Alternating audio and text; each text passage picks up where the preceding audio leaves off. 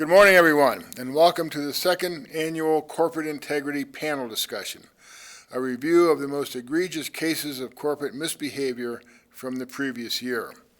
I'm Dan Sweeney, the Director of the Institute for Enterprise Ethics here at the Daniels College of Business.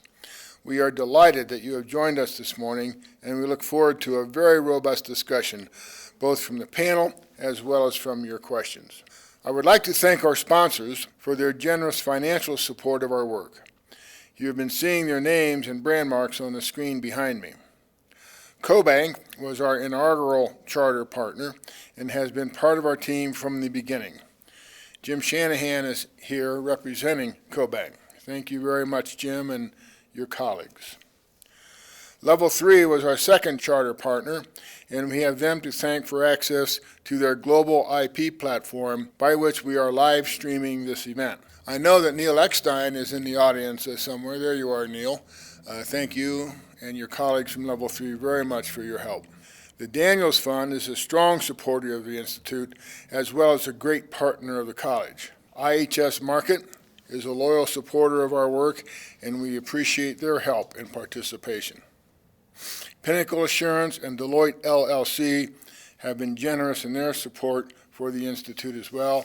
And I know Sandy Roth, a managing partner for Deloitte here in Denver, is in the audience. There you are. Thank you very much to you and your partners. And we would like to thank the many individual members and friends of the Institute who have been very generous and very loyal in their support of the Institute's work. Some of you are here in the audience, and we wish to thank you very much. This morning, we're going to discuss three very significant issues in the world of corporate integrity and responsibility. The Wells Fargo scandal involving ghost customer accounts, incentive compensation, and whistleblowing. The global pharmaceutical prescription drug pricing story, and the tech industry's initiative to build some ethical decision-making protocols into their artificial intelligence programs.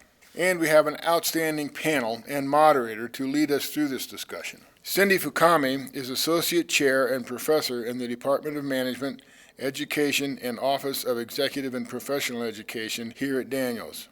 Cindi is a recognized expert and award-winning teacher in organizational behavior, leadership, and performance and reward systems. Cindi, thank you very much for joining us this morning.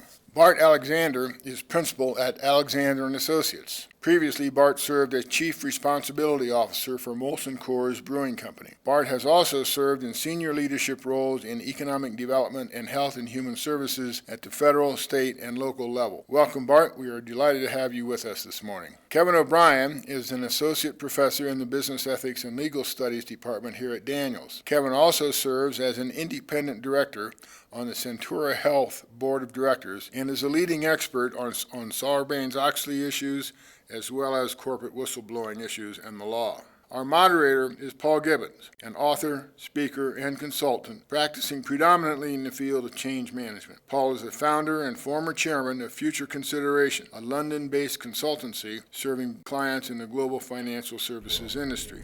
How many people were here, if I may ask, last year for our program? Many of you, more than half. Last year we covered FIFA, LIBOR, and Volkswagen.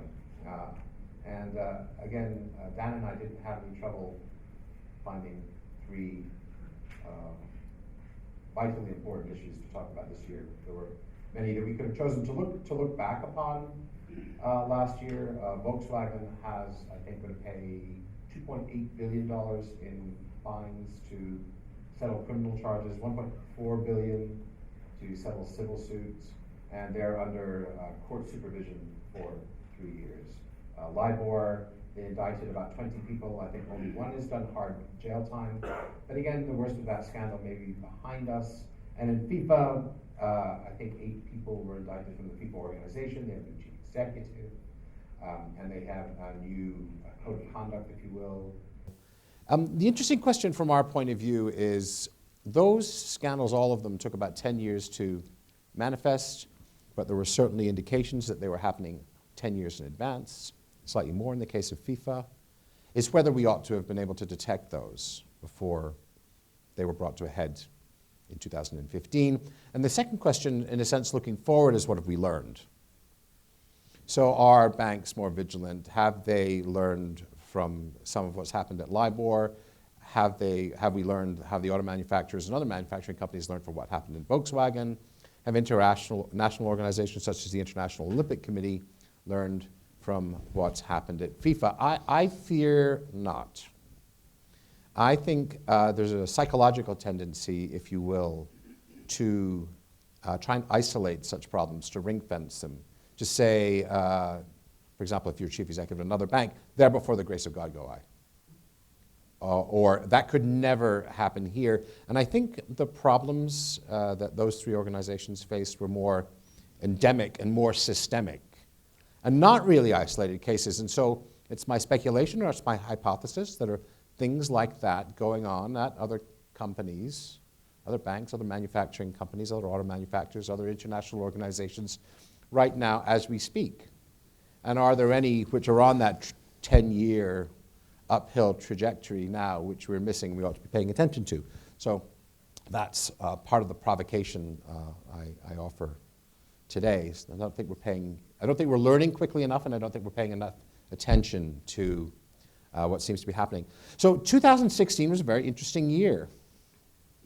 We saw and I certainly don't want to make this a political discussion, but we saw a rise of populism, of nativism, and of nationalism, and we saw experts, in a sense, fall into disrepute. Globalism and pluralism fall into disrepute. That's going to continue in 2017.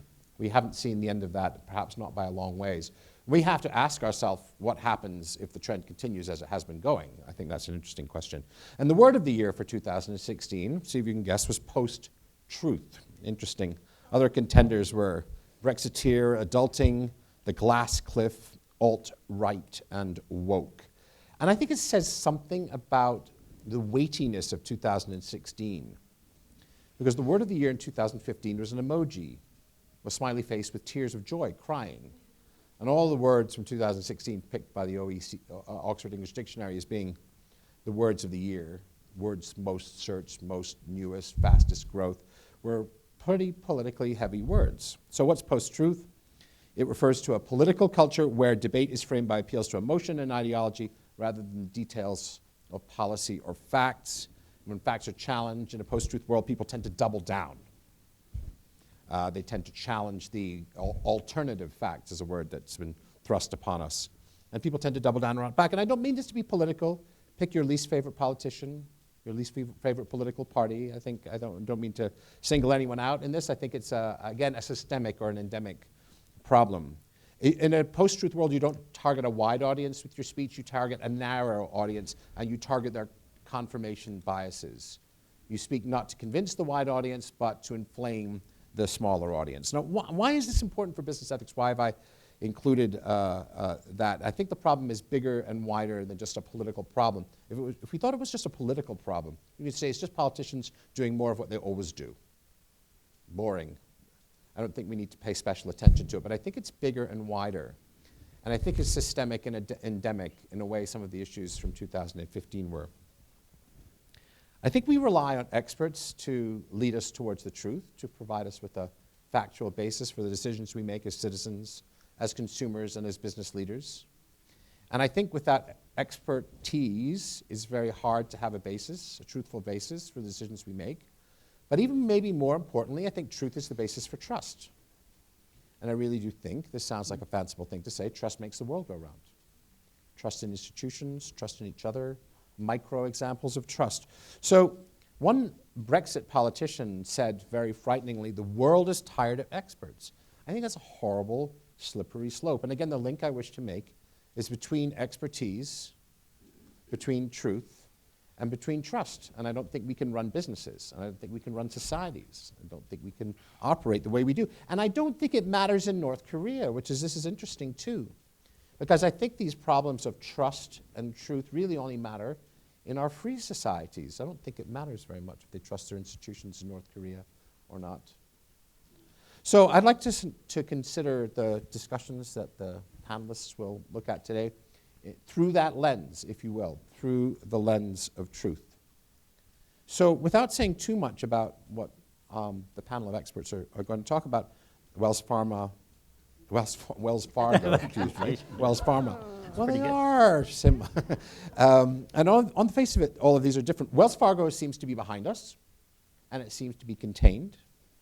2 million consumers were deceived, it seems. And the problem seems to be incentives, whistleblowing, and accountability. I think the problems in pharma are not contained. I don't think they're behind us, and I think they're much more systemic. So I think the problem is much bigger than EpiPens and Daraprim, which were the two drugs that made it into the headlines last year. Here's some interesting things. 72% of Americans think drug costs are unreasonable. We pay between 2 and 10 times what other countries pay for drugs. I think that's an interesting point. Pharmaceutical companies cite research and development costs. Well, here's something that makes that seem like a post-truth statement. They spend twice as much on marketing. Very interesting. So I think we assume in the pharmaceutical industry that there's a close link between their goals, which are profitability, and public good and public wellness. I don't think that's the case. I think there are drugs of the poor countries of the world that aren't targeted for research because they wouldn't be very profitable. I think pharmaceutical companies encourage drug taking, and in the case of antibiotics, it's a very bad idea. Antibiotic resistance may be one of the things we have to deal with in the 21st century. There are now bugs that will resist everything that you throw at it. And why is it? Overuse of antibiotics. And one of the root causes of overuse of antibiotics is marketing and sales of antibiotics and overuse of them. So these are, I think, systemic pharmaceutical industry problems. And the final, I think, thing we should look at is the pharmaceutical industry, to a large extent, is self-regulated. They do a certain amount of public good. But the way they test products and the way they report the test results is very skewed. So one of the little tricks they can do is if a trial's going well, they can stop the trial because they haven't published the protocol in advance. If the trial's going poorly, they can extend it. If they do 10 trials, they'll report the 3 most favorable trials to the FDA, if you will, or regulatory authorities. There's lots of ways they skew results to de-emphasize, if you want, the side effects and overemphasize the benefits. So there are problems with the pharmaceutical industry that extend beyond this year. And then artificial intelligence is unlike either of those, is that may be problems that are in the, I don't want to say very far future I may not live to see, but between 10 and 50 years, experts think we're going to get something called human-level machine intelligence. And what does that look like? Well, up until now, it's been confined to science fiction. But if we can get computers to learn the way babies learn, at the speed at which computers can learn, so they're as clever as we are learning, but as fast as they are, you develop an intelligence, you might develop an intelligence that makes us the second most intelligent species on the planet. Now that's been confined to science fiction, but AI is producing incredible results. How many people have an Amazon Echo or an Alexa personal assistant at home? My children, my 6-year-old child comes home. First thing he says is, "Hello, Alexa, play music." You know, it's a different, I think a different world. Well, that's artificial intelligence. And the funny thing about AI is that wouldn't have been called, that's not really called AI today. That was unthinkable. That sort of level of natural language processing was unthinkable 20 years ago. It was one of the problems that thought it would be too hard. So artificial intelligence is, in that sense, hard AI, human-level machine intelligence is a very scary thing. And the question I think we have to ask ourselves is, given our experience of banks and given our experience of pharmaceutical companies, is whether self-regulation of artificial intelligence is enough because of the existential risk it may pose, and whether industries which pose existential risks, self-regulation is good enough. And I pose that as a question. I don't really know. But I also know regulation isn't the answer, because you know what? They're very smart in Silicon Valley, and artificial intelligence research is going at a hell of a pace. And our regulators, if regulation is the path we choose to take, we're going to have to keep up with that. And I don't think they can, which raises another host of questions. So these are the sort of conundrums that I'd like to pose you for. More questions perhaps there than answers. I'd like to hand over, I think, Cindi, I think you were, draw the short straw. You're going to go first. It's some preparatory or introductory remarks. Over to you. Yes, absolutely. And I wanted to tell you that my mic isn't on. Oh. I don't think so. Okay, but I think it's for the camera. What would you like me to do? There it is. Oh, okay, thank you. Thank you. So I will be speaking a little bit later about the Wells Fargo situation, which I do not think is over by a long shot. And to me, these three cases together illustrate an interesting change in our society over my own lifetime. I grew up in the Watergate and Vietnam era. And how long did it take us to unpack Watergate? And how did we have to go about doing this, right? So it was a shocking thing, and eventually it came to justice. And then fast forward to Governor Romney speaking at a private occasion. Somebody has their cell phone and records him, and we're all very shocked about that. That was the 40% comment of the governor. And then we fast forward to our most recent election, where we had fairly interesting things on videotape, and nobody seemed to get all disturbed about that. We're getting I think, conditioned to hearing that people aren't who we think they are. And it doesn't seem to give us much of a concern about things, because we can just call it post-truth, or we can call it, I love that other one, the alternative facts, which is kind of like military intelligence, right? It's like an oxymoron. Psychologists could explain easily why we blame others. It's called the fundamental attribution error. We give ourselves all kinds of credit, and we're very happy to blame other people for their problems. And this is something, if anybody wants to, we can talk about later, but it's a pretty typical thing. But who thinks they're going to get away with people not knowing anymore? And how is artificial intelligence going to deal with things like fundamental attribution error and the psychology of things? Will we have better people, or will we have flawed robots? I'm not sure where this is all going to wind up, but this notion of the cover-up, I think, is really making a big shift right now in society. Thank you. Thank you. Oh, sure. Take it on here. Just my perspective to introduce corporate integrity as we're going to apply in these three situations. What I first start off with my students is asking them the question, are you willing to make that ethical decision to comply with the laws and rules and regulations of the country in which you do business? And I really let them think about that. And maybe all through their life, when are they going to have that key moment, that seminal moment where their life can forever change, when they're confronted with an ethical decision that will affect the rest of their life? Perhaps in whistleblowing, maybe at Wells Fargo. At Wells Fargo, I have to admit, that's the only bank I've had since 1973, becoming a student here. And I just thought it's been a great bank. But right now I'm questioning, have they reached a point possibly where they've made an ethical decision not to comply? And what does that mean? Does that mean it's a corrupt organization similar to RICO? Do you give up your license to do business when we get more and more information, and we're going to really digest this? I'm blogging on Wells Fargo. If you put Kevin O'Brien and Wells Fargo, you'll bring up my blog posts.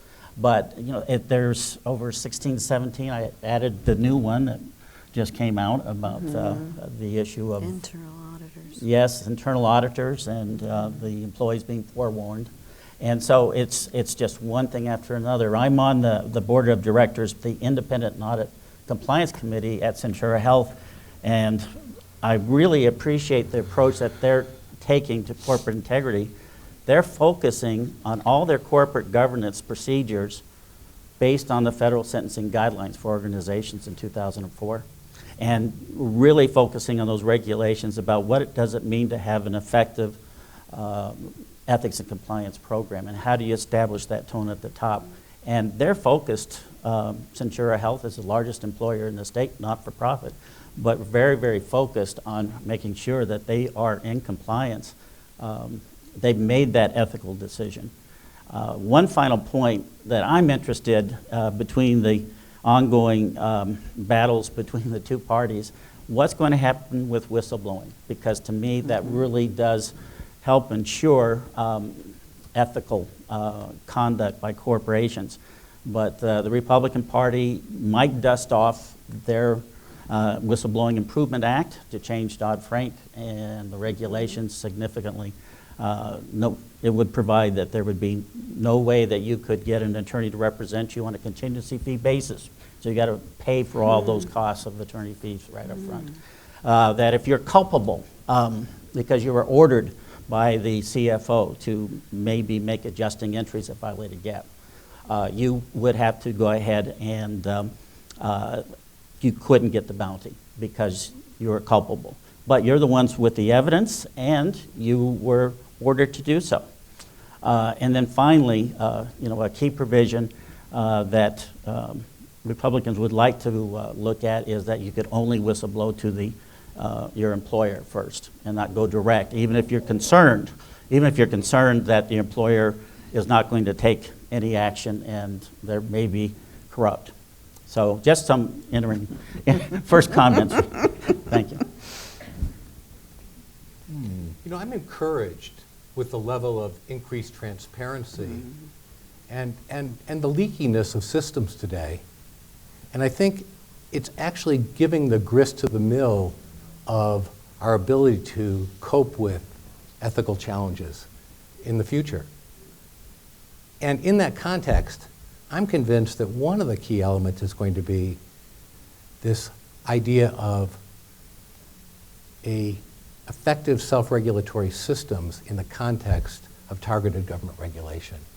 And that's a point you'll hear from me a couple times today. I just believe that vigorous industry self-regulation in the context of targeted government regulation is one of the critical elements to a future grounded in integrity. And here's why. The hope for ethics has been around forever, but it's increasingly important in this very connected global world. Today we're going to talk about these three hot issues, banking, pharma, and AI. And I think we'll hear some ethical trends emerging. This won't be new to this audience. Stakeholders are challenging businesses in ways they never have before to grow trust, not only for their shareholders, but for their employees, customers, supply chains, communities, and on behalf of the wider natural world. Governments are striving to develop, implement, and manage a functioning legal and regulatory system. The debates are there. How far should it go? But there's no question it should exist. And businesses in this context are resisting what they term overregulation, that they argue muddles markets and curtails competitiveness. And I think when we look at the increasing rate of economic, political, and technological changes, these trends become even more important. The global society, economy, and ecosphere has few institutions operating within one geographic or political context. Money, ideas, people, and jobs are increasingly fluid in their movement. In this context, national decisions have both limitations and tremendous implications for the rest of the world. I'm really talking about fundamental decisions like war and peace, free trade or protectionism, growth or retrenchment, equity or efficiency. Really important stuff like that. We see the impacts of these decisions in mass migrations, growing inequality, and even the very sustainability of our climate. We're also living and working with complex systems that are well beyond the grasp of our common understanding. But I'm encouraged that the implications of those systems on us are becoming increasingly apparent and visible. As transparency increases, businesses are becoming exposed to wide knowledge and judgment of the outcome of their operations on people and the planet. The shields that they may have used in the past, things like legal privilege, protective philanthropy, or even, in some markets, outright bribes, now are just compounding the problems when exposed. You mentioned this. We now have products and services developed and delivered in ways beyond the capacity of government to keep up.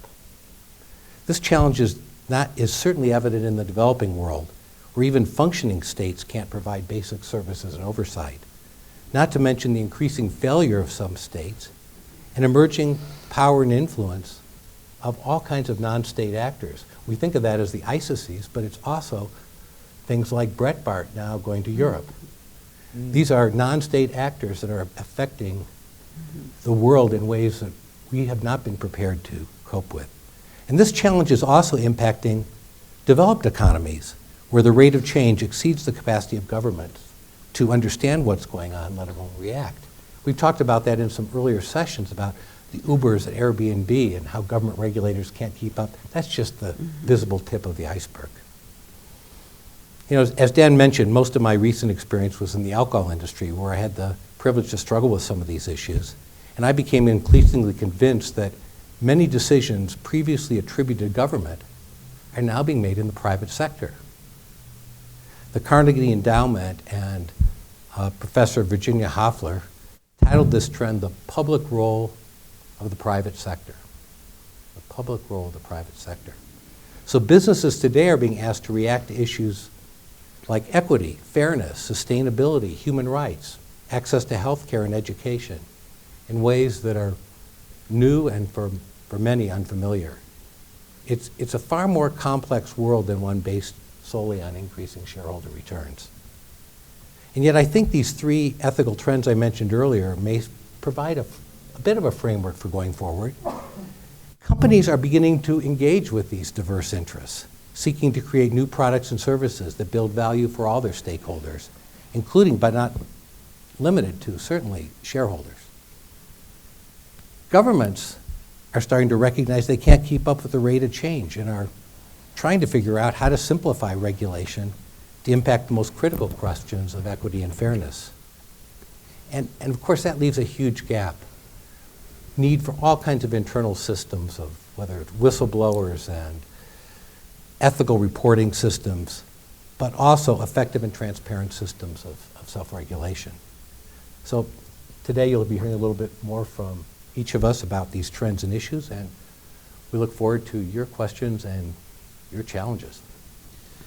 So we're going to take some time now and go into a little bit more depth, if you want, the facts of the case of each of our three issues, and then we're going to hand the floor over to you for questions. And you know, an audience this senior, we also expect hope for some commentary and some of your insights and with regard to these topics. So I think without any further, shall we start with Wells Fargo, Cindi? We shall. Thank you, Paul. All right.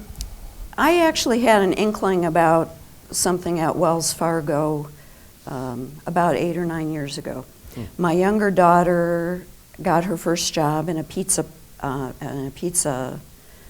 restaurant, and she needed a place to put her earnings, and she walked across the street to a Wells Fargo branch in our Safeway and opened an account. And maybe about 4 years later, when she was a student here at DU, we saw that she was racking up all kinds of fees. And we looked into it, and we discovered that they had created a savings account for her with an automatic exchange of funds from checking to savings. And they would do this even when her checking account didn't have sufficient balance, which would lead to a insufficient fund fee, plus also they would take more than was necessary. And you know, we were going around in these things, and my husband and I looked at this and we just said, pull your money. Went down the street to Chase and put her money in Chase. And of course, me being a professor at Daniels in the field that I'm in, I said, well, I can guess what happened. They're giving incentives for opening these accounts. This is an old story. This is an old story. Years ago, I was taught what gets measured gets done. So be careful what you measure, right? Be careful what you measure. The other side of that is what gets rewarded gets repeated. We all know how to train a dog to do things, right? We dangle a carrot in front of them, or we stand behind them with a stick. And in essence, a financial incentive program is the same sort of thing. We dangle a carrot or we stand behind with a stick. And either way, we can get the horse to move. The horse probably likes it a little better when there's a carrot, but either way, the behavior is the same. I've also was taught, if you look at a system that seems flawed or behavior that seems surprising, wasn't at all what you had wanted out of your employees, the first place to look is the reward system. Because what gets measured gets done. And so if somebody's doing something, there's a reason for why they're doing it. There's something that's compelling that behavior.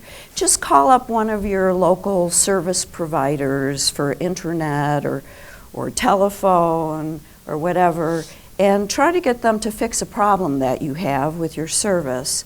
And you'll probably find them trying to sell you a new service.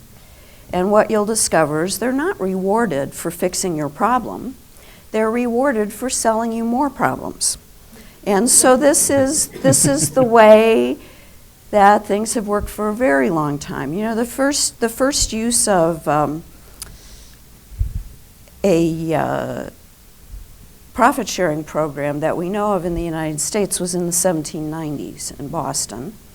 The first use of incentive programs like we know them today came in the Industrial Revolution, Frederick W. Taylor. So these things have been around for a long time. Why? Because they work. The problem is they work too well. And other kind of motives get put into place. I think in general, though, a lot of these problems are because we measure the wrong thing. We measure the wrong thing. And why do we do that? Because it's too difficult to measure the right thing. Let's just use the university as an example. The university and I want my students to learn. How the heck are we going to measure that? Well, the university counts how many publications I have, and they look at my evaluations from students. Does that measure how much somebody has learned or how well I've taught? Should I be difficult? Should I be easy? What should I do? Just look in the paper about all of the debate about how to measure K through 12 learning and how to reward K through 12 teachers outside of seniority, but rather through student performance. That got us CSAPs. Has that worked? You know, this is an old story. We're seduced by easy measures. Quantity versus quality. It's easier to measure quantity, so we don't bother with quality. Time versus effort. You know, how hard I worked versus how much time I spent on this. We count things. Serving our customers versus making money. You know, these are conundrums we find. So it's hardly surprising, and this is not the last we're going to hear of this. This is not the last we're going to hear of this. Does anybody remember W.T. Grant's bankruptcy in the 70s? Does anybody remember Mickey Monas, former owner of the Rockies, and his fun at Farmore? And you know, we could go on and on with this. To me, the noteworthy aspect here is the cover-up, as I said earlier. We see a lot of the usual factors in this situation. First of all, when the scandal gets publicized, what's the first thing the executives do? They blame the workers. They blame the workers. This is a very common pattern. It's the fundamental attribution error, as I mentioned earlier. They blame these workers who are so powerful, right? The bottom line workers are so powerful that it's their fault. The executives are surprised that this has occurred. Really? I didn't know this was happening. It reminded me of Enron and testifying before Congress. I didn't know anything about this. Oh, okay, that's good. There are growth projections. Wells Fargo wants to grow. And so in order to do this, they put in an incentive plan for fueling the growth with very poor, apparently very poor control systems. So that this is going on and nobody knows that it's happening. Somehow the word spread to the 5,600 or so employees that were terminated immediately. Somehow they knew.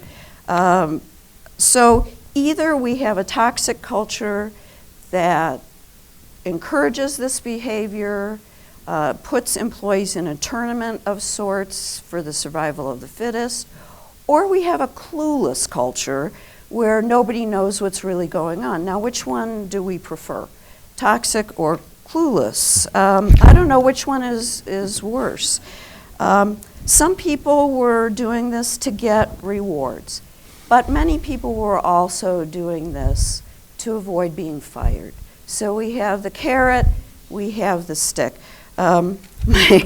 My younger daughter, who had the Wells Fargo account, has been working in a call center here locally, and she can tell you firsthand about the pressures that are put on them for metrics. And it's not metrics that will help them solve the customer's problem. It's metrics on getting off the call quickly. I mean, I remember studying this in the phone company. Remember the phone company and the dial phones and the operator who would answer? Do you know, AT&T had time limits on how much time the operator had to help you. Otherwise, they would be penalized. So this, you know, again, this is an old story. It's easier to measure the end than it is to measure the means. And what is it about that means end conundrum, Kevin, and ethical behavior? Another thing I think worth thinking about here is the reciprocity involved in it. The company screws me, so I'm going to screw them back, which is a very interesting point of view. And workers will report that they're just treating others as they are being treated. So there's no perfect reward system, and you know that's why I've been teaching classes for 40 years on this, because there is no perfect reward system. There's no reward system that rewards all employees fairly. When you come down to it, all you have is trust. That's really all you have is trust. All you have is your culture that supports trust. When you talk about self-regulation, the hair on my arms starts standing up, and how are we going to do this? You know, a culture like Whole Foods makes everything transparent, everything is talked about, the team makes the decisions, and has that been widely adopted by the Fortune 500? No, I would not say that that's a policy that is likely to catch steam. We think of John Mackey as kind of an odd bird, right? So we're not likely to do that. Rewards need to be aligned with our strategy. If we say that quality is what we're offering, we need to reward quality, even if it's difficult to measure. The most important things we do are the most difficult to measure. If customer service matters, how you treat the lowest level of employees matters, because who spends time with your customers? Your company is that low-level person, and if they're being treated in a harsh way, how are they going to treat your customers? Are they going to solve their problems, or are they going to sell them more problems? So this transparency thing, though, is a conundrum as well. The transparency, I fear, with my opening remarks, has made us just kind of, oh, well, here we go again. Oh, well, here it is again. Oh, yeah, this is, lie, cheat, and steal. That's what business does. Every day in our classrooms, we fight this idea and say business is the engine for good in the world. And yet we see so many examples where self-interested behavior has come to the forefront. So when we have our question and answer period in a bit, I'm very interested in hearing if any of you have had experiences with financial incentives that have worked well.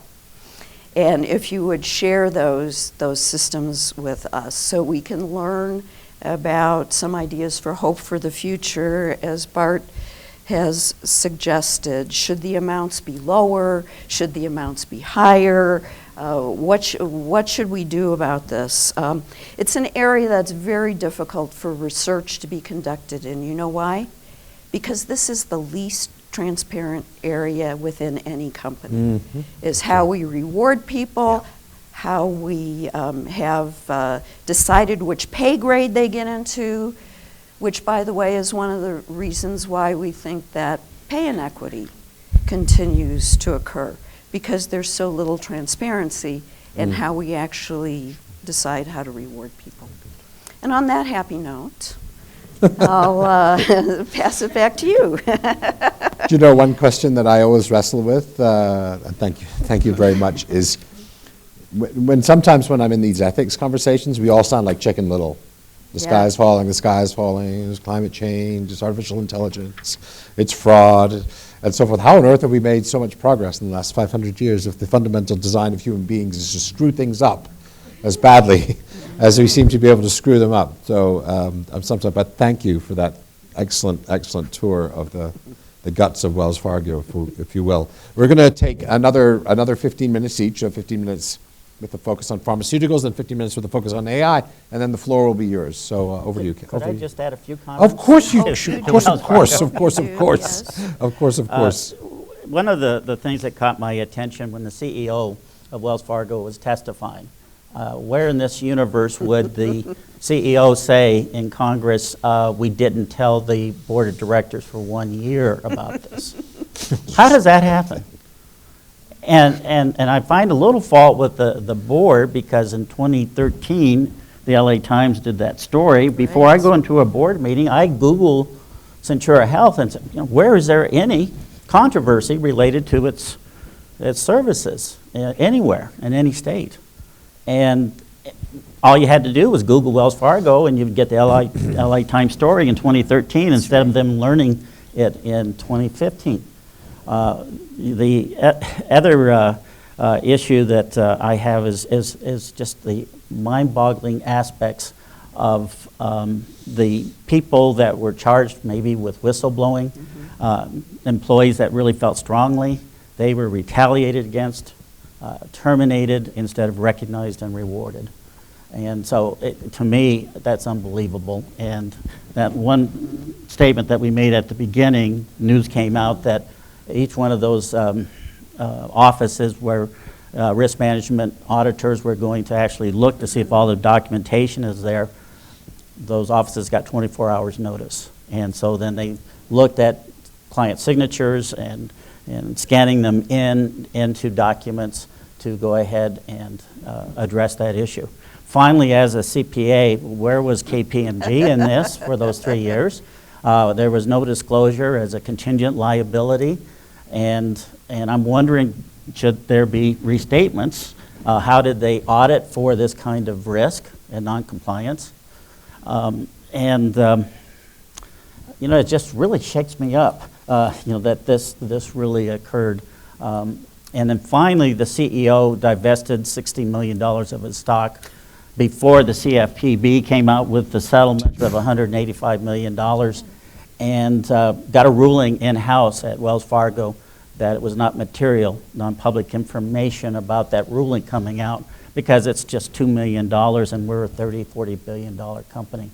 My goodness, what would a reasonable investor, knowing all the facts, would they view it as material? And as soon as the market digested it, did the Wells Fargo stock go down? In fact, Wells Fargo is now estimating that it may be billions with the federal and state investigations. He sold 2 million in stock or 60 million? 60 million. 6 million in stock. 60 million. 60 Yep, million in yep, stock. yep.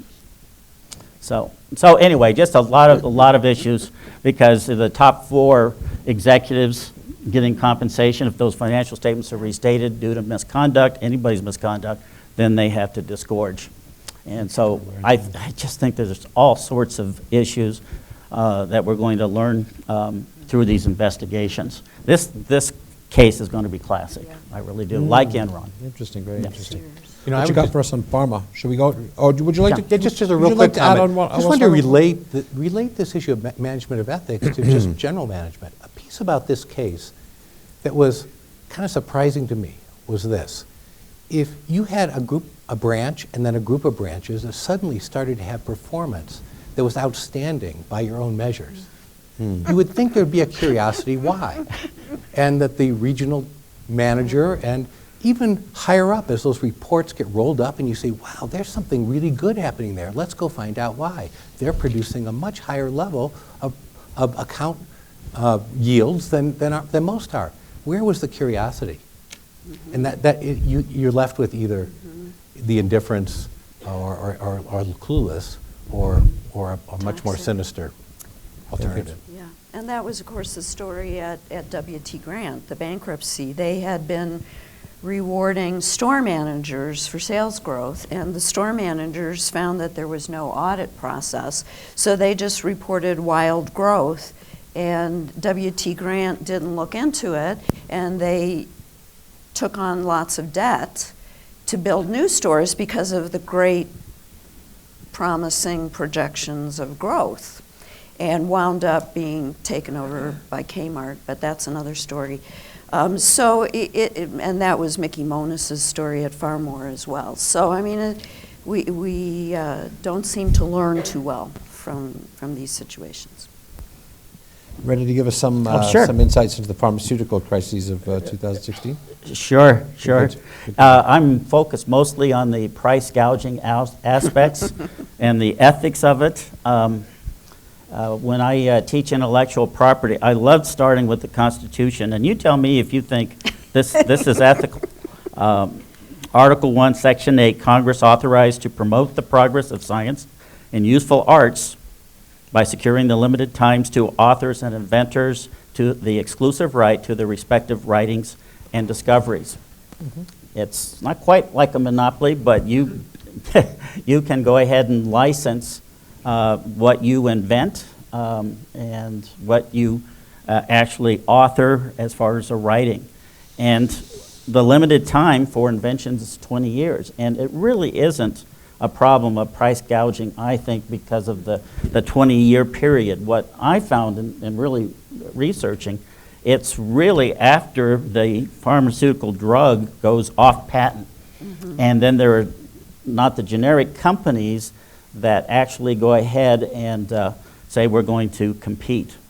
But the reason why I really like ethically what Congress set up, and the whole world has gone with this, is that John Rawls, when he focused on whether or not this was just, when he looked at rights and fairness, he said this is very fair and it makes sense, because are the least advantaged somehow advantaged by this rule in our Constitution? And I think it is. The least advantaged, they need the drug, but it will never be invented unless what? Unless you will incur the cost, employ the scientists to go ahead and discover that invention to make a drug that can help people. Now, maybe society can kick in during those 20 years. But after the 20 years, then that should be perhaps less expensive because you don't have an exclusive license. But companies have been clever about this, and you tell me if you think this is ethical. You have the patent about to be expired. What do? Oh, a competitor is considering a generic. You go to the competitor and say, we will share the profits of our drug with you if you don't enter the market. Does that sound like it violates the antitrust provisions? It does, and that has happened, okay? And so I'm just looking at all the situations where normally you see we would expect the price to go down, okay? When we look at price gouging, where have we seen price gouging, and is it similar? What happens when there's a hurricane hitting Florida? The price of water goes way up with Katrina, maybe $1,000 for a gallon. What does society do? Does it allow Adam Smith to basically say whatever the price will be, the free market system? It stops being a free market at that point. Should it just be sold in that emergency situation at the regular retail price? And so what we have here is the situation where we have drugs that are artificially high. Let me give you an example. Insulin, is that out of patent? Yes. From the 1920s. 4 companies are making insulin, but the price has skyrocketed. And they say, well, how's that possible? There's 4 companies, they should be all competing. The invisible hand should kick in. But it's not happening. And it's not antitrust because what do? One of the 4 increases the price, and the rest just mirror it. They have no collusion, no prior agreement under the Sherman Act. And so it's legal. But when you have that kind of tit-for-tat situation, and we're all going to, because this is very inelastic, that demand, we're just going to be able to just keep on increasing the pricing. We'll all ride together, keeping our respective market share. So when I look at price gouging, I see some of these instances where it happens. And the other place that I see price gouging is where companies' business model is to get out of the science of invention. Scientists are expensive, and these trials and everything else. Why don't we just look at patents that are expired? And so that's their whole business model. And you see it in several instances where we saw these people being investigated, CEOs, the $3 billion man that we saw with one company, and some of these names should be familiar with you. Of course, Martin Shkreli, remember him? And being so young, and with Daraprim that you mentioned, going from $13 per tablet after he bought that was his whole business model, and now it's $750. The Michael Pearson, this is at Valiant, their whole business model, and this was reported in the New York Times, Valiant is known for buying companies and laying off their employees, their scientists, to achieve savings while accumulating a lot of debt. It spends an amount equivalent only to 3% of sales on research and development. While regular corporations that are in the pharmaceutical industry for patents, they're spending 15 to 20% on their sales on research and development. So these companies are basically saying where there's barriers to entry into the marketplace for off-patent drugs, they'll find them and say, we can charge a great deal more. And I don't want to be political, but President Trump said, I'm going to negotiate, to bring those prices down. Whether we see that actually happening, this seems to be the business model over and over again. The other one that you all are aware of is probably EpiPen. One competitor, then with the trials with the government, they're going to have to go back to the drawing board. So if you don't have a competitor dealing with their allergen reaction injector, $100 to 608. Heather Resch testified before Congress. Her new salary of $16 million is justified from a much, much lower figure. It doesn't take a lot of imagination and creativity to basically increase profits if you have that very inelastic demand, and you can charge whatever you want because of having patents that are no longer there, but there are no competitors. Or if there are competitors, you're basically wink, wink, and saying, why don't we just cooperate about our market share and just mirror our prices. So that's what really got my attention, price gouging, and we have a lot of other issues, but to me, it's all of this really is in conjunction with the whole national debate about what is our safety net? Are we going to have health savings accounts? Does that really deal with this problem of price gouging if basically you as the consumer have to go ahead and just save for any illnesses and trying to get drugs by yourself? It's going to be a fascinating debate dealing with Medicare, Social Security, and Medicaid, and especially related to the pricing. So I just these are some of my analysis just related to it, but I hope it helps. That's great. That's very, very, very, very interesting. Indeed, it's interesting with pharmaceuticals, make the first pill costs you $5 billion or whatever it costs, and the next one costs next to nothing. It's Yes. like a Microsoft product Yes. in that respect. So you'd think when they go off patent and after 20 years, there'd be hundreds of market entrants, the price would collapse. That would be a classical economics would teach you. Right. And yet that doesn't seem to happen. It doesn't seem to happen. So what's the mechanism, and perhaps let's hear some other views on this, but I mean, what is the mechanism that prevents classical economics from, you could well argue that after investing $5 billion in developing a drug, they get 20 years to make as much money as they're able. Mm-hmm. But And in the meantime, these other companies can be doing the research. Isn't the patent available to see? well, making copying a drug's easy peasy. That's the easy part. But to get ramped up to actually make it and have it still approved as a generic, that's where we run into. Well, maybe that's the structural inefficiency in the market is getting the generic approved. But anyway, let's hear from. Absolutely. Shall we hear more about pharmaceuticals, or should we move on to artificial intelligence? What would We you? will hear more about pharmaceuticals. All right, awesome. Because that younger daughter of mine, remember her? She uses an EpiPen. So this one caught my interest as well. The free market. I love that you brought that up, Kevin, because the free market, the invisible hand is all thumbs. Charles Handy said how many years ago, what's a company for? And is it a piece of property that can be owned, or is it a community? And he uses the same example of during the hurricane, and he could have gouged price, and that's what his company wanted him to do, but instead he gave it away because the community needed it. So is that socialism and not capitalism? What is this? The thread I see between Wells Fargo and the price gouging is the least advantaged people in the situation having to bear the burden for the problem. And that, I don't think, is what John Rawls would have wished. I'd just add maybe three quick points.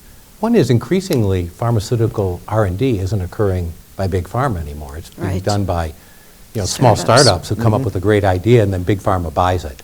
So I'm not quite sure how that changes the dynamics of pricing, but I think it's an important trend. The second one is that the United States is probably the only developed country in the world that doesn't have vigorous negotiation of pharma prices. That's the reason why our prices are high, because this is the one market where prices can be raised and it can be sustained. You can't do that in the systems in Japan or in the UK or in France or any place else in the developed world. And the third point is intellectual property becomes a big part of this, because cheap generics are made all over the world and they're available. They're just done illegally violating copyright and patent laws. So Canada. And yeah, so it's an interesting place when you take what's going on in this country and put it in that broader context. Very interesting. Very interesting, the prices we pay in this country, and if you believe some of the research, on how pharmaceutical companies conduct drug trials and how many of the drugs that are in circulation that many of us maybe take are not as effective because they present the trials that give a very rosy picture. So you could say, in many respects, the American public is getting a very harsh deal indeed, both financially in terms of the benefits, and some of these things have side effects too. So these rosy pictures are costing human wellness, which I think is something we ought to be concerned about. Would you like to kiss off with a discussion of artificial intelligence? The Terminator, iRobot, and HAL open the pod bay doors. That's a perfect introduction, because I'd like to take you on a bit of a voyage. The history of mankind, or even before. Because as a species, we've been trying to do more with less labor for as long as we've been on the planet. In fact, even before we were humans, somewhere between 2.5 and 3.5 million years ago, our ancestors that we share with other primates began to make and use crude tools. It took another 1 million years before our early ancestors first learned to control fire, and widespread use of fire for cooking is really relatively recent, somewhere between 50 and 100,000 years ago. It was 12,000 years ago that hunter-gatherers began to figure out they didn't have to hunt and gather anymore. They could cultivate food through agriculture. And then about 30,000 years later, in the 9th century, gunpowder and early machinery marked a whole new technological era. It was another 1,000 years in the late 18th and early 19th century that the Industrial Revolution accelerated our use of technology for the production of goods. If you think about it in terms of automated thinking, automated calculating, mechanical calculators became commercially viable in about the mid-1800s. Analog computers came about 100 years later. I remember in high school, in Toledo, Ohio, having a cable that went up to the University of Michigan and was using a timeshare computer. That was probably about 1968. Personal computers became commercially viable in the early to mid-1980s. The World Wide Web came into its glory in the following decades. Remember all the worries about Y2K? 17 years ago, right? Whoa. It was marked by widespread adoption of the smartphone, which seemed like a tremendous upgrade to our old PDAs. We joked that our phones now had more computing capacity than the computers that guided moonshots. Computer networks and new and cheaper storage and processing have exploded computer capacities, and we're now at the cusp of a new revolution based on quantum computing, getting beyond the restrictions of 1 and 0. So, we've been talking about technological change for a long time. Throughout this several million year history, each technological revolution was met with both excitement and dread. Each time, the social, economic, and environmental impacts were profound. Work changed, families changed, disruptions were all over the place. Political structures were overthrown. Wars grew in scope and devastation. People migrated. There were winners and losers and lots of deaths. And yet, somehow, as a species, we adapted and we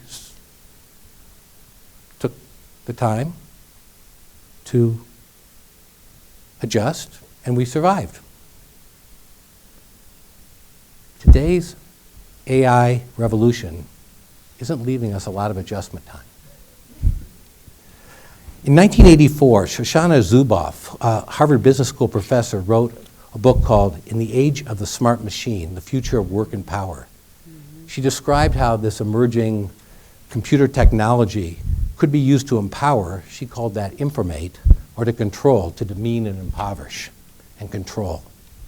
And I think her book echoes the challenges faced in all of our prior technological revolutions, and it foreshadowed the artificial intelligence debate today. Will technology create opportunities we cannot even imagine and free us to pursue much more lofty ambitions? Or will it take away our jobs, our livelihood, our privacy, and our very dignity? We certainly have experienced a significant manufacturing job loss, and a lot of it's due to automation. A Ball State University study attributes 85% of U.S. manufacturing job losses to robotics and other productivity improvements. Only about 13% due to trade. The impacts are now moving to technical, analytical, and even managerial roles. According to a study done at Oxford University, over the next 10 to 20 years, 47% of all U.S. jobs are vulnerable to automation. Consider this observation by software developer Martin Ford, quoted in a December New Yorker review of his recent book. He said, "A computer doesn't need to replicate the entire spectrum of your intellectual capability in order to displace you from your job. It only needs to do the very specific things you're paid to do."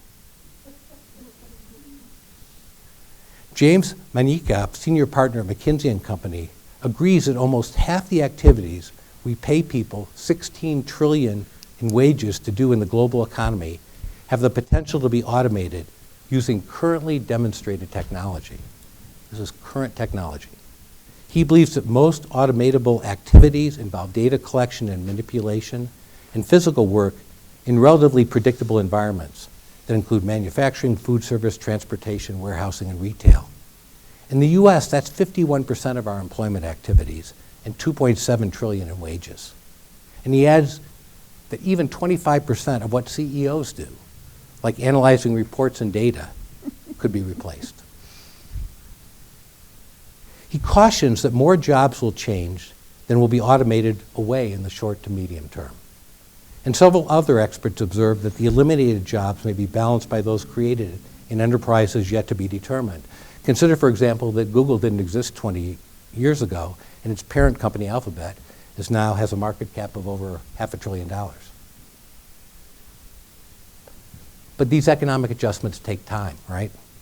And dislocation, disruption, and suffering are inevitable. As Elizabeth Colbert notes in her New Yorker book review, picture the entire Industrial Revolution compressed into the lifespan of a beagle. New meaning to dog years.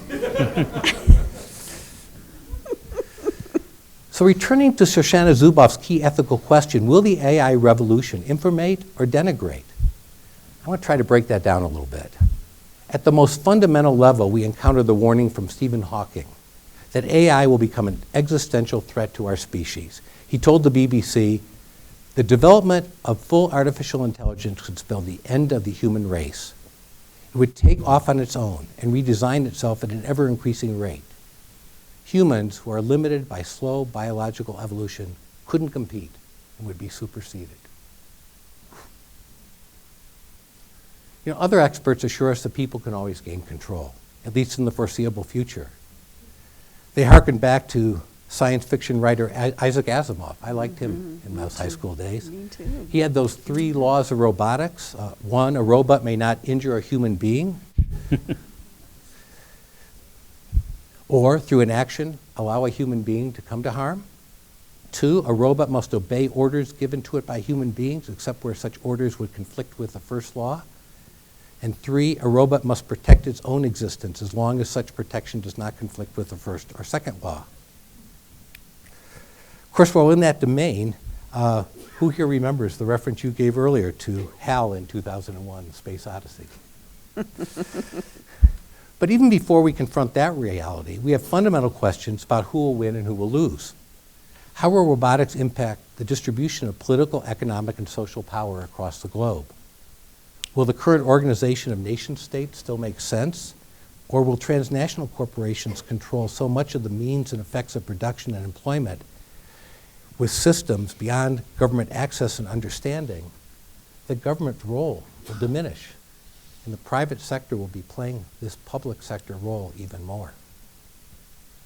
And what about those whose work is no longer needed, be they executives, managers, production workers, service workers, ag workers, or anybody else?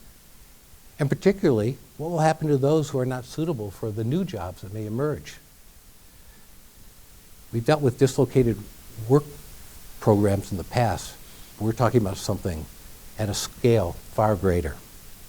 Do we need to fundamentally restructure access to income adopting, for example, guaranteed minimum income or negative income tax schemes to hold our societies intact? Or will we be content to let the unemployed fall through what will become overwhelmed safety nets? Next, we can look at the ethical decision-making built into AI systems themselves. We're all familiar with the self-driving car question, right? The car has a choice of slamming into the wall, killing the driver and anybody else in it, or running over a group of pedestrians. Now, networking among cars and other Internet of Things should make that a relatively rare occurrence, but it will still come up. So what should the car be programmed to do? Should the owner have a say in it? The military is actually already addressing this question with our drone attacks that currently require a human affirmative action to confirm a kill. But imagine a future battlefield. The AI system determines that the time for human action will result in a significant loss of friendly life. What should it do? Our forces are now testing swarms of smaller drones that use colony behavior modeled on ants and bees. As one officer explained, when you eliminate the need for human control, you can buy a whole lot more of these. So how much autonomy do we want to give to the swarm? You know, there's one final ethical question I'd like to bring up that's really more about opportunity than risk, because artificial intelligence also gives us the capacity to understand literally more than we can imagine. Companies are already using AI to analyze their supply chains, to eliminate human rights abuses, environmental risks, and reduce their carbon footprints. There's a lot of positive work that AI will make happen. The very modeling of our planet's atmosphere, oceans and surfaces, will give us knowledge that we may use to address the other existential threat of climate change. AI in the end will do what we tell it to do, I guess, unless Stephen Hawking's right. So what are the rules going forward? How do multinational organizations, governments, companies, and the rest of us have any say in all this? Last September, the New York Times reported that tech companies' main concern is having regulators jump in and create unworkable rules around their AI work. Peter Stone, one of the authors of a Stanford University report titled Artificial Intelligence in Life in 2030, remarked, "We're not saying there should be no regulation. We're just saying there's a right way and a wrong way." The Stanford report itself states that, I'm quoting here, attempts to regulate AI in general would be misguided. Since there's no clear definition of AI, it's not any one thing, and the risks and considerations are very different at all levels of government. David Kenny, general manager for IBM's Watson AI division, is quoted as saying, "There is a role for government, and we respect that.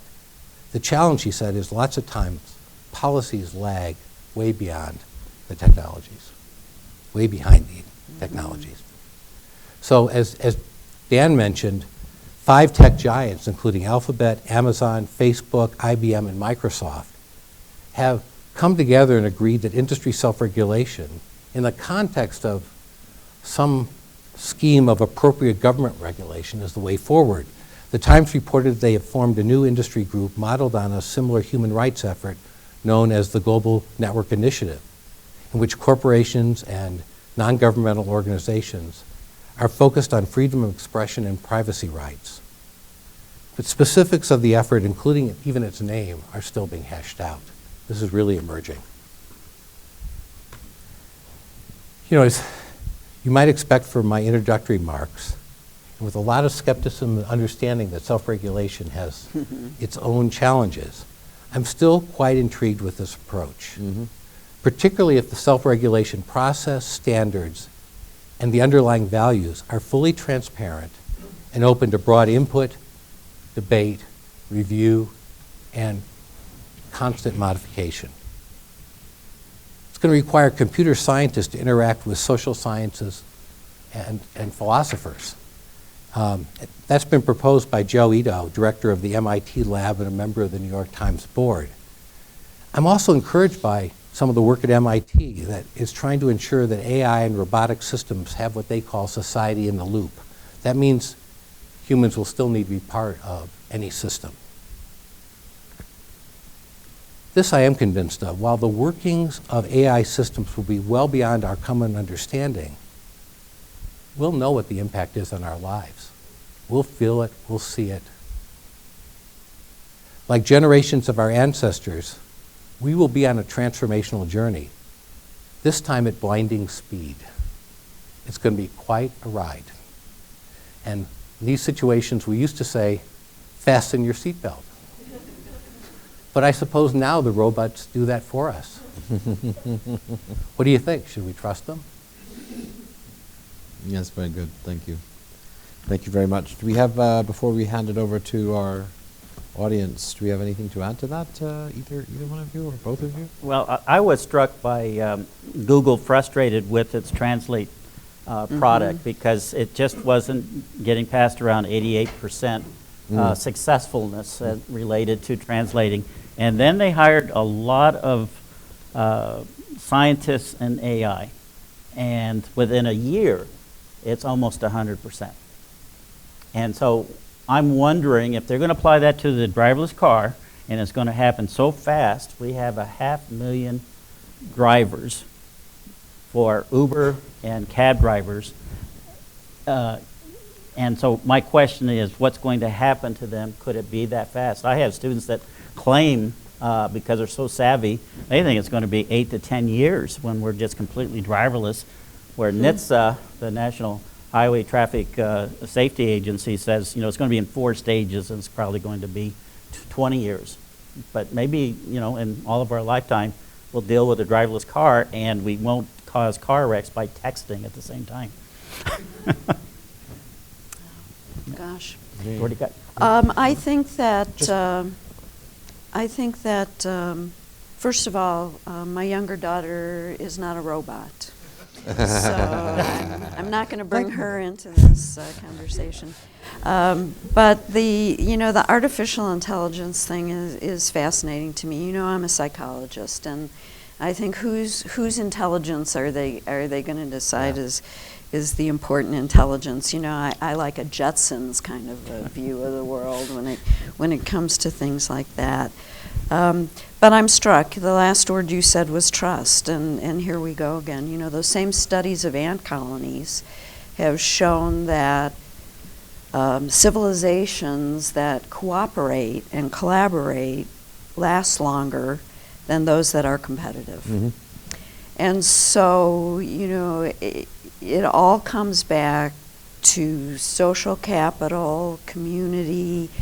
What's right and wrong isn't so hard when we all have the same values. So diversity, similarity, all of these things, it's a fascinating world that maybe my daughter will study. I got her in there somewhere. Okay. Yes, that old curse, may you live in interesting times. Yes. They are. Yes, they are. You had something to contribute already. Please. Mm-hmm. He basically trains a computer like you would a brain. And to do that, you have to have huge sets of data. And so one of the ethical issues I see coming up will be the data collection and who has the data. And then they will be the ones controlling where the industry heads and all of that down the road, which I think we already have issues with data collection and being watched, but I can see that being a lot more extreme down the road. Sure. And the rules by which they interpret the data, too. So, there's still a human in the machine setting these rules. Did you have something for us just next door? My comment was I believe AI is an amazing thing. The data is one thing, but also we saw that Facebook was tweaking their algorithm. So in other words, to come with outcomes that they wanted to control. So the AI is only as good as who controls the output, or in essence, potential data sets that they evaluate, or how they weight certain data. That becomes to an ethical standpoint of, if you're controlling what you want the outcome to be through data analytics, where's the ethical, moral around that for potential financial gain? Years ago, I remember driving past a sign in front of a business, and it said, "What's the most dangerous part of a car?" And the answer is the nut behind the wheel.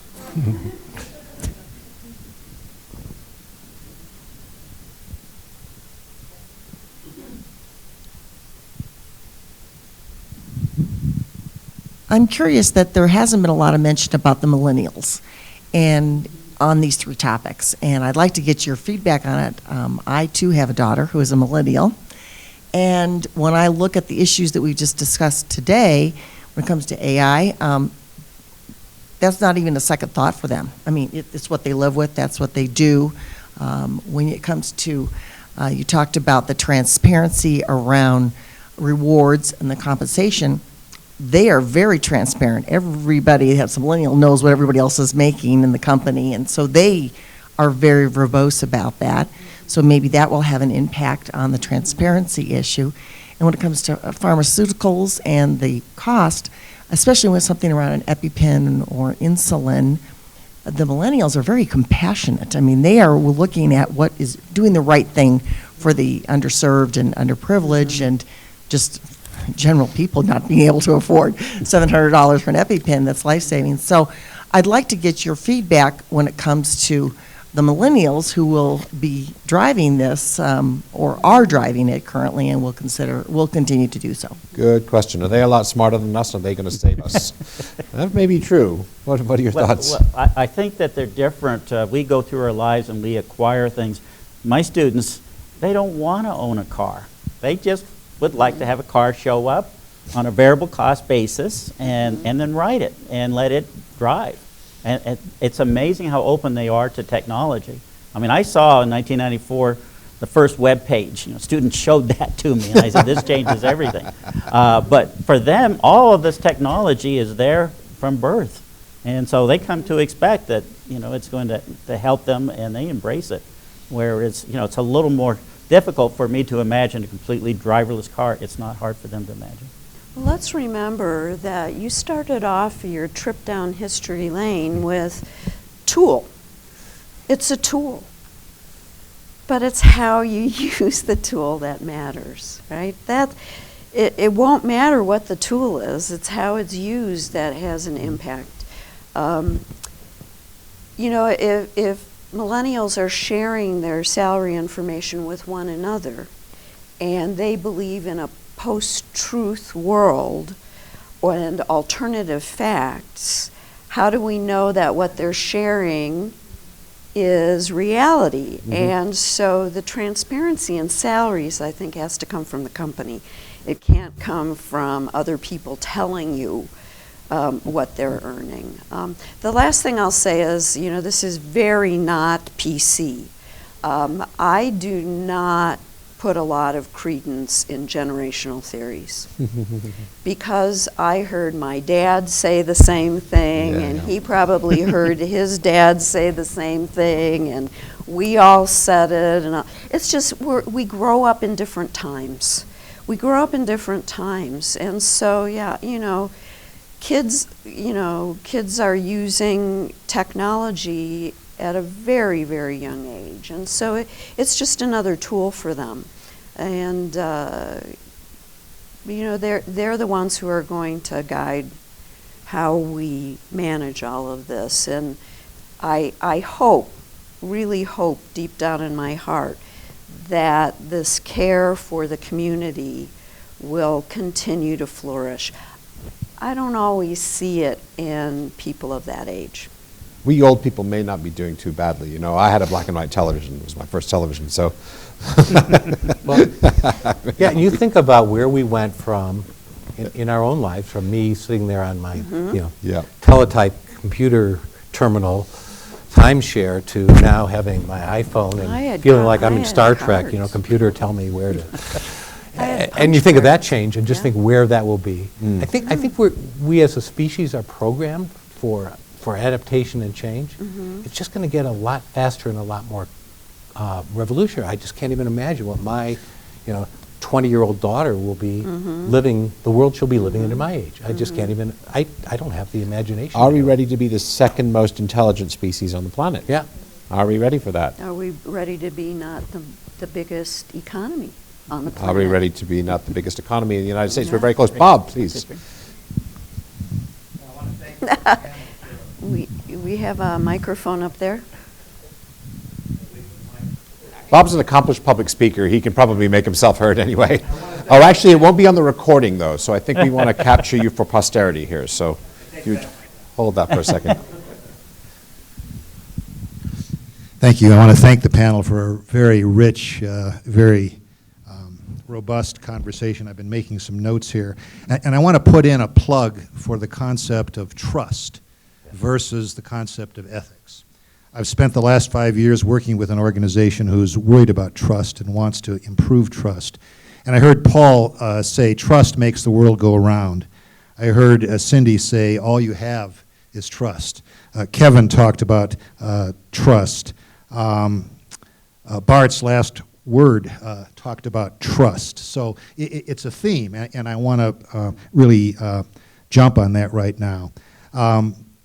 We really have to change the context in which we operate if we're going to make some progress on this corporate integrity thing.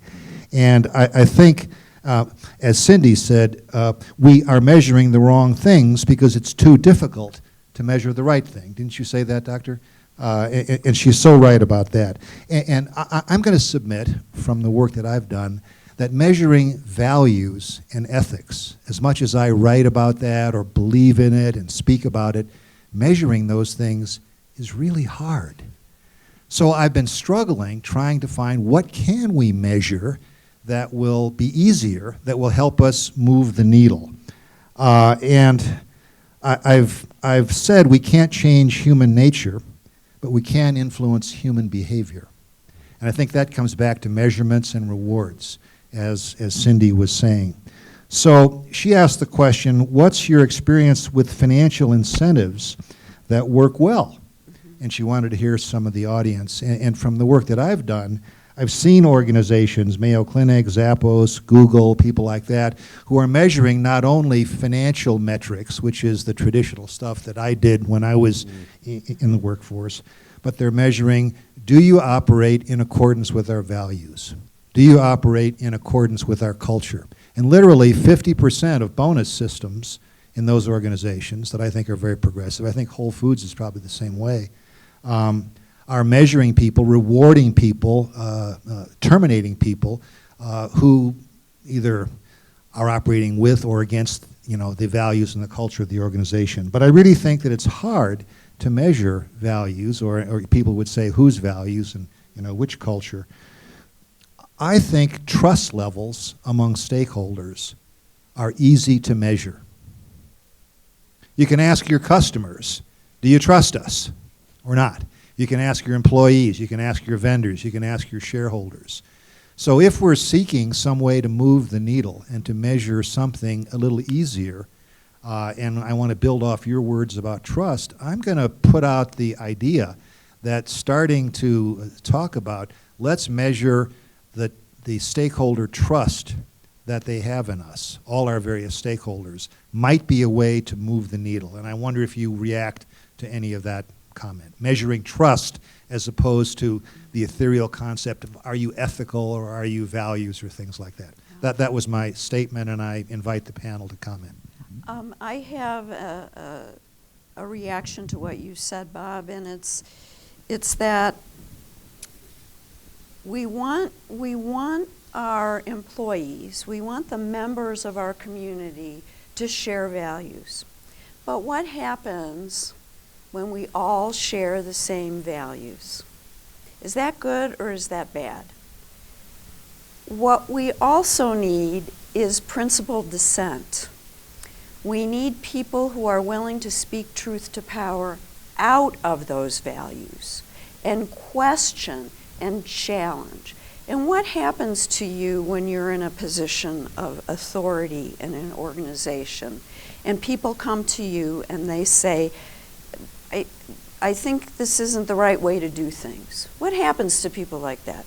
Any of you watch The Simpsons? What happens to people who come in and say the wrong thing to the boss in The Simpsons? The trap door opens and they go down into an unknown place. Speaking truth to power has been an issue for a long while back in your history of the world, right? Antigone. The theme of Antigone is don't kill the messenger, right? So, and it's inherent in whistleblowing. It's an inherent problem in whistleblowing. When somebody blows the whistle, what's the first thing we do? We say, okay, they got an axe to grind. How many of you think that the things that are posted on Glassdoor.com about your company are just people with sour grapes? That's the reaction of most people. Would you be surprised to know that for the Fortune 100, postings on Glassdoor.com are the best correlate of stock price? That's interesting. Very interesting. Very interesting. So we blame the other and we support ourselves. And so yes, we want people adhering to values, but one of those values needs to be that we will listen to contentious points of view. We will listen to things that we need to hear about our values, because otherwise we have a cult. We don't have an effective company. Thank you. Let's hear some more. I think you had your hand up first. Neil, would you, for Neil from level 3, and then can we come to you there afterwards? And I think you had something also, Joe? Is that right? Sorry. I got your name right. And Aaron. Good. Excellent. Thank you. So I think when I first became a compliance practitioner, the seminal case was Enron. But I think the replacement's going to be Wells Fargo, because I think so many executives did not see themselves or their companies as potential Enrons. But we should all see ourselves as potential Wells Fargos, because in and of itself, cross-selling and upselling is perfectly legitimate. Sure. It's a valid business tool for growth.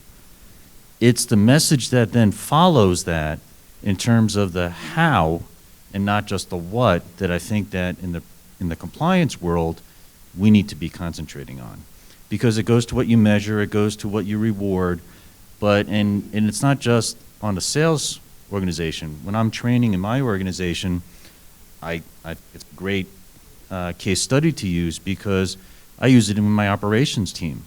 When talking about the metrics that people are being held accountable for, it's perfectly okay to hold your team accountable for achieving, moving the widget from the left side to the right side.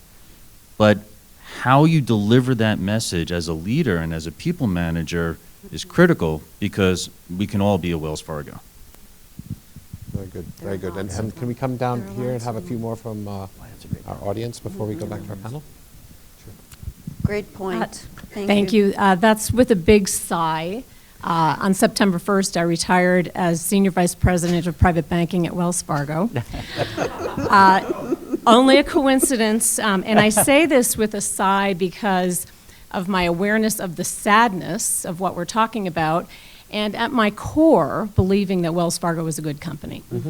I know John Stumpf personally, and he's a man of great integrity. So I would raise the question, John, or ask him the question, at what point, you're a man of integrity, did you know this was going in the wrong direction? To your question, do financial incentives work well? As a 30-year financial services professional, I will say comp drives behavior.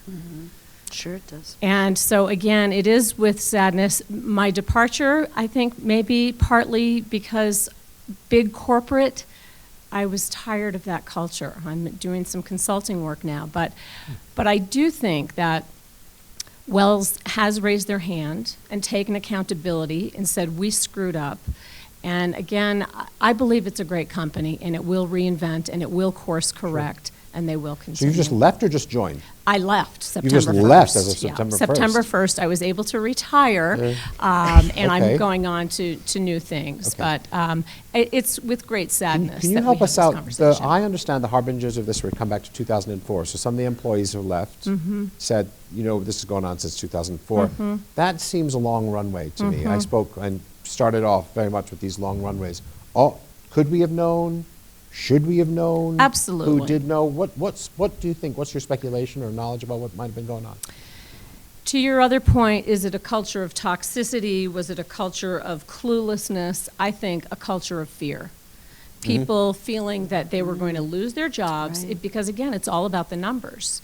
In the retail world where this was prevalent, and I think many have had the experience, just as your daughter did, you know, it was about the widgets. It was about, you know, again, driving that behavior. Were people aware of it? Absolutely. Even in private banking. I mean, I had said this to senior leadership many times. People fear losing their job if their sales quotas and they're not Sure. reaching their sales numbers, even if they're a great And those technician. are bad years. Never a good year to lose your job, but those are Yeah. very bad years to lose your job back then. I mean, it's an extraordinary thing. I mean, this is what, I mean, I'm going to take advantage of the fact you're here. It's wonderful. Thank you. So 5,000 people were hired as soon as the news broke. And assuming the mindset is that these 5,000 people autonomously had some kind of cabal or conspiracy to do this, that it's an interesting, the fundamental attribute, let's blame the people, let's blame the worker, rather than the incentives, management practices, messages, whatever else may have been systemically accountable. That strikes me as being someone who's never taken a class on OB or who's never read a textbook on management or something like that. How was that error? What's your speculation about that or knowledge of that? Sadly, is it a symbol? I think that, Is it a symbol? I Let's think it's- sacrifice some lambs, or You know, you have to remember, those 5,000 people are all over the country. Sure. So there was no collaborative, Sure, right? sure. You know, and this is again where you look to the leadership, the top of the house, and say, were you aware of this? Because if you were, shame on you. If you weren't aware of it, Shame on you. shame on you. So it was Sure. prevalent throughout the company. Sure. And again, it was impacting those retail bankers. Very good. It's to me, it feels, it's a very sad era. I won't pick on you anymore. That's okay. I raised my hand. But thanks. What do we think? What Well, do we think now? the 5,000 employees, I'm really empathetic because they're not bad apples. Absolutely. How do you get 5,000 human beings to commit fraud against other people? Because it drove bad behavior. They were Right. afraid of losing their jobs if they didn't get the widget, if they didn't open the next account. And the fear of job loss is what drove the But behavior. why couldn't that be envisioned by the executives of Wells Fargo to really make sure that there was no fraud? Shame on them. You know, when people are leaving in exit interviews, do you think they're going to say, I'm leaving because there's fraud here? They don't ever say what they really think when they're leaving because they're leaving and they're right. going on to something Sure. else. So, you know, yes, there's a pattern there. It's fear, I think, is a good way of looking at it, but from a psychological viewpoint, this is the big issue, and you know, Bob really mentioned this a few minutes ago, is we know what's right and wrong. We know what we would do if we were in that situation. We get in that situation, what happens? We don't. Why not? Because we have lots of explanations, right? They made me do it. The little people don't understand the pressure I'm under. You know, we come up with all kinds of excuses. That's the fundamental attribution error. And this was shown in one of the most interesting research studies I've ever seen, where they looked at the shareholder letter in the 10Ks. And when a company had done really well in the previous year, the shareholder letter said, boy, did we make good decisions.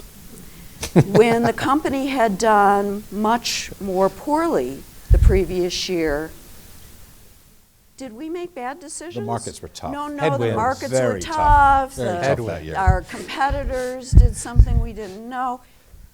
Right in the 10K letters, you can see this. So the human mind so far justifies things so quickly, it's very hard to tell what has just happened.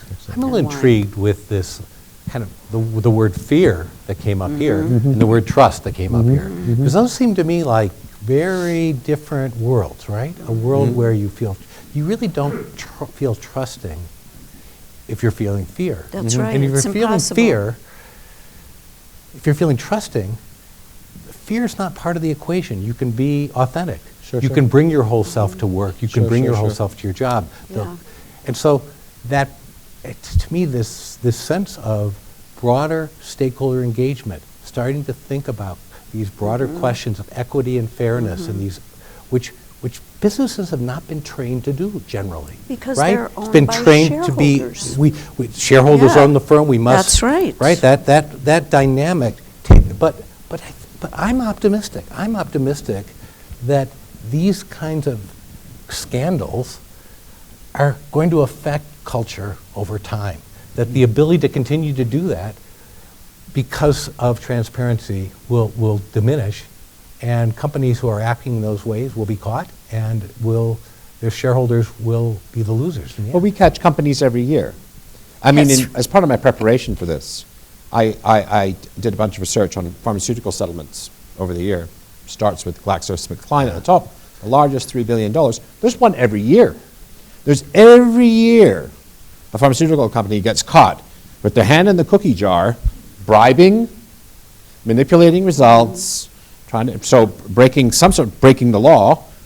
They get a fine, and we move on to the next pharmaceutical company the next year. And if you look on Wikipedia, pharmaceutical company financial settlements, you'll see that there's one every year. And I'm a banker too, historically, by profession. And I became a banker in 1981. And since then, there's been a small scandal every year, and there's a big scandal punctuated. It's LATAM, it's Long-Term Credit Bank, it's Kidder Peabody in the United States, it's LIBOR. More or less every 3 or 4 years there's something. And then we all run around like Chicken Little, and it's the worst thing that's ever happened, and I've never seen anything like this before. And then there was 2007, 2008, which is the worst it's been since 1929. In what senses are we averse to learning? Is there a big message that we're not getting, that's just somehow not getting through? Or are the banking scandals today, Wells Fargo, for example, any different than what I saw in the beginning of my career in 1982, 1983, 1984? I don't really think they are. And there may be, this is a question, and I'd love to hear your views. Is there some big message that we're missing, some fundamental thing that will stop our lives being punctuated every year in every industry with another, oh my God, this is the worst thing that's ever happened. How could we not have seen this coming? So is it part of, so I mean, you could say, I mean, and Bob's going to view, now we haven't heard from you, so let me just, I know I've got 7, I must have asked a good question, so everyone's hand's gone up. And Aaron, I know you've been waiting for a while too, so let me hear from you, because you want to jump in right here, and then Aaron, if we may, and then perhaps over to some of our usual suspects over there. Can we please? Hi. Just to kind of tack on what you said, I was kind of going there before you said it. So I've been in the financial industry for 30 years now. And what fascinated me partly about the Wells Fargo is in 2004, we had market timing scandals.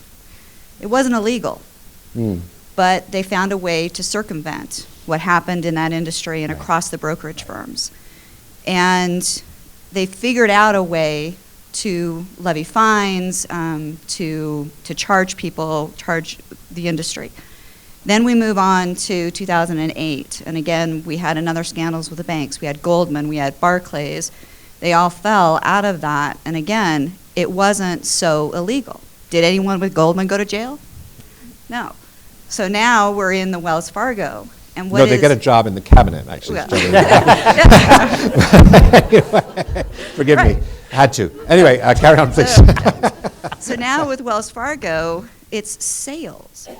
And this is a totally different. You go from market timing of moving people's money around too fast, and then you have what happened with CMOs, and now we're in sales part. So to me, as compliance and ethical individuals, we need to figure out what's the next. If we're going to help this to move past it, we need to be ahead of the game. And even in the IE industry, it was before, several years ago, it was cloning. I mean, I was thinking about the cloning and the ethical situations that revolved around cloning. And so we went from cloning now to IA. So we just have to be clever, to your point. What are we missing? What do we need to think about within our multiple industries in order to help all of us get past, or our enterprises to lower that regulation? Because I think we're in an environment where all we want to do is regulate this. We can't do that. We cannot regulate everything. Very good. Can I hear from my friend Erin's been raising her hand, and I've been ignoring her. That's horrible. So can we hear from Erin, and then perhaps This from... lady had the microphone. Have we got another hand there? Okay, excellent, good. So, circuitously responding to your question, I'm going to go back to what Dr. Fukami said about better financial incentives, and my experience as a consultant and in corporate world, and listening to executives that I coach. The examples that I've heard that seem to work the best are ones that I would call polarity-based incentives that incent, and going back to compensation incents behavior, is incentives that have both a piece that says this is the end result we want, something sold, financial, some quantity of something done, with boundaries or parameters put around them that said you only get this bonus or this compensation if you also meet the safety standard, or meet the regulatory standard, or meet the some other safety, human goodness values, whatever it is. That in my experience, those are the ones that seem to work the best. My sense is also that means you have to have senior leadership that actually wants an ethical environment, but those are the ones that seem to have the best sense of this is not a one modal behavior that we want. We want behaviors within these parameters, and it reinforces the message that it's a both and scenario. Excellent. And while Lamarck's traveling, so someone said human greed. We never do anything about human greed. I'm just going to throw this out there.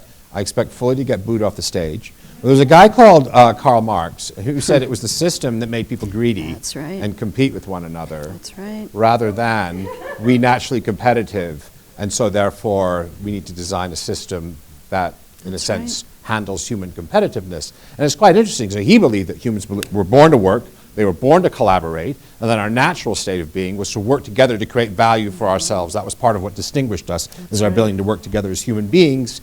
And he said, then we've created these other systems, feudalism, capitalism, and those systems set us against one another, and the manifestations we say of that are greed. Now, I'm not nearly smart enough to make that as a claim, but he's a very smart fellow. And that was his hypothesis, is that we're greedy because of the system we live in, and the fear of losing one's job that living in this system does. And so our behaviors are natural human adaptations to those systems, rather than think. So anyway, no one's booed yet, so I can change the... I think also what we need to do is look at things at kind of the micro level too, or the process management level, where you have a process that delivers a certain output. Services are consistently more difficult to measure than maybe manufacturing a widget.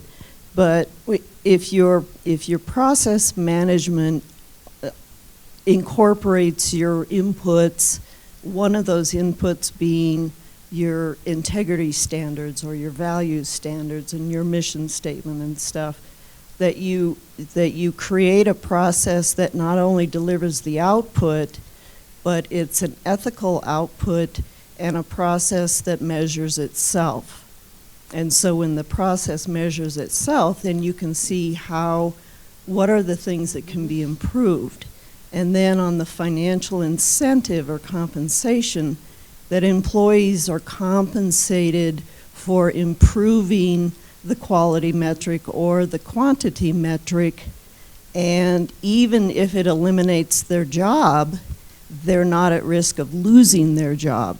It's the people who aren't looking for efficiencies, et cetera, that maybe you might want to give them the boot, but not the people who are truly interested in providing a cost-effective solution.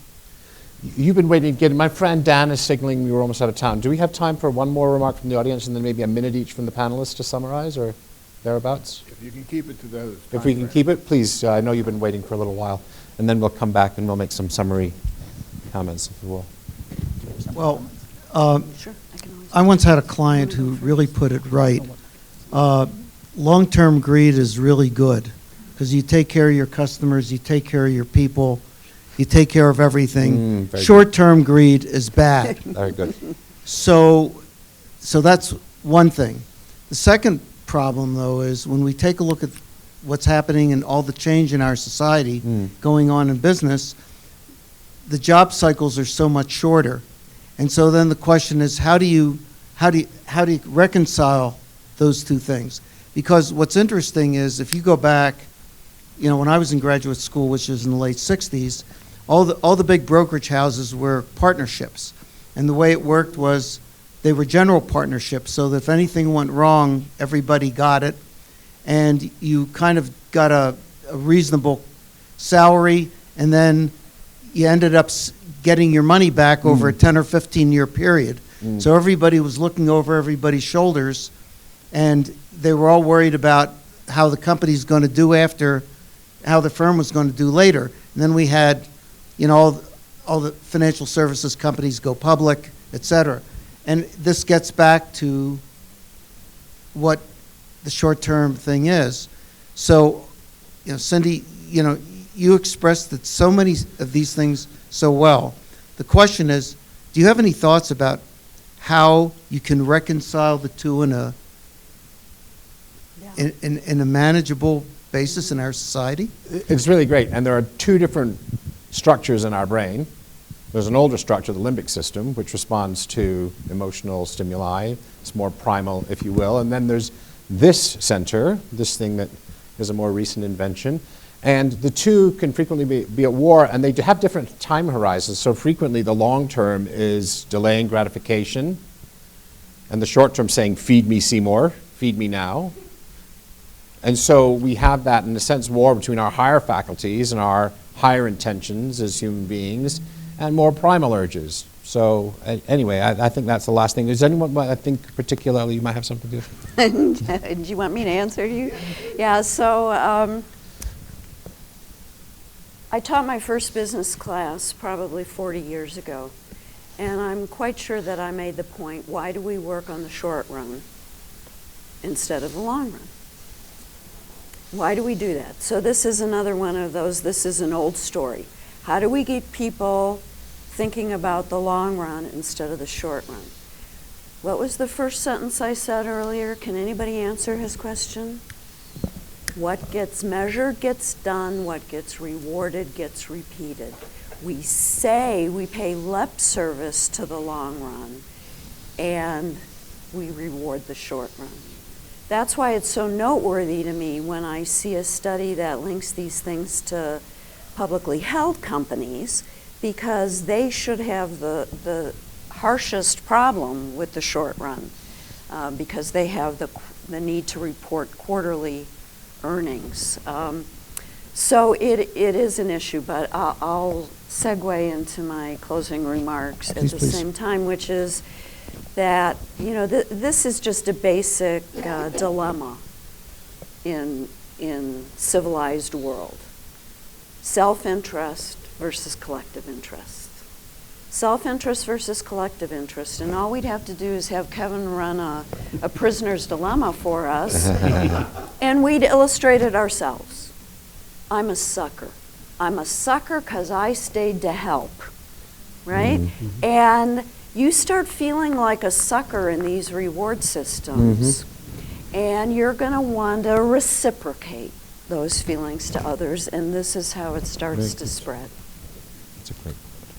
If Wells Fargo had focused on the federal sentencing guidelines for organizations, it says right in there, if you have a reward or punishment structure that causes unethical or illegal behavior, you're not going to get a break from the enforcer. That's not going to be a factor in mitigation because you don't have an effective ethics compliance program.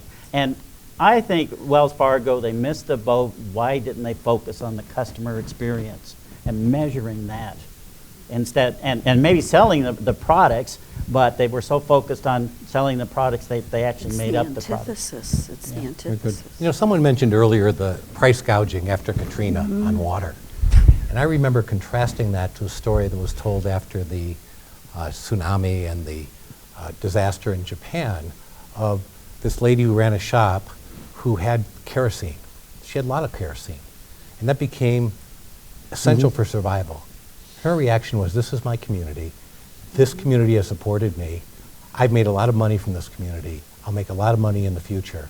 I'm giving the kerosene away. She rationed it so that nobody could be greedy and made it work. What is it about that culture and her decision making within her business that was different from the business that was selling water at outrageous prices?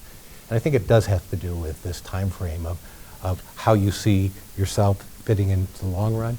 And I just close by saying on the long-term, short-term thing, I think you've got to figure out a way to align the interest of shareholders with the other stakeholders by rewarding patient capital, by having longer-term incentives for the return on money. And so the short-term money is not as rewarding as it is today. We're going to end there. Thank you. Thanks, everybody. Thank you, everybody. Thank you, Dan, for us. Well done. It was so good to close on an uplifting story of the lady with kerosene. She will be my idol until we do this the next time. Anyway, I want to thank you all. Paul, thank you for managing this thing the way you did. And got great substance out of panel and the audience. And Kevin, thank you for your being so well prepared and the great insights. And Cindi and your younger daughter. Thank you for being here. Thank you for your insights, and Bart. It's been a long time since I've had a history from a couple of million years, and all done in like 2.5 minutes. So thank you very, very much. It was a wonderful panel. Thanks. Thanks, guys. And thank you all for joining us this morning.